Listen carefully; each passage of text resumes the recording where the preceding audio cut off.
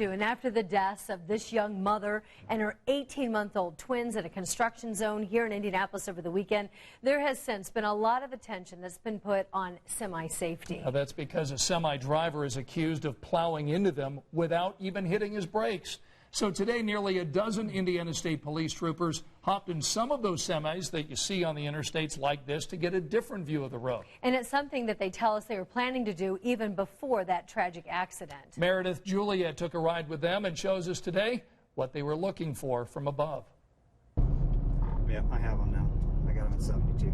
Indiana State Police jumped into a semi to see what truckers see. Being up in a semi gives you a different vantage point, a different view. And we're going to have a trooper in the passenger seat of this semi, and he is going to be calling out violations, aggressive drivers, other traffic violations to troopers who are waiting on the ramps. Almost a dozen troopers waiting for the call at exit ramps on 465. Our goal is to target aggressive drivers who are driving aggressively, not only around semis, but around other cars as well. Driving the semi is Mark Baker, who's been a professional driver for 6 years.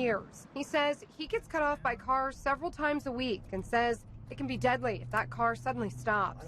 If you're fully loaded and someone stops quick, you're probably going to need at least 300 feet, I would estimate. That's the length of a football field. But troopers are also keeping an eye on the semis and asking all drivers to share the road or get pulled over.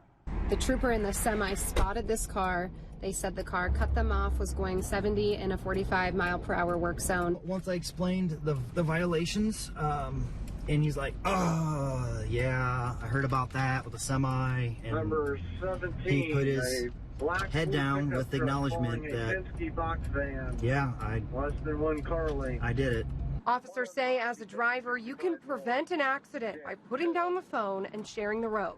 In Indianapolis, Meredith Juliet, Channel 13 Eyewitness News.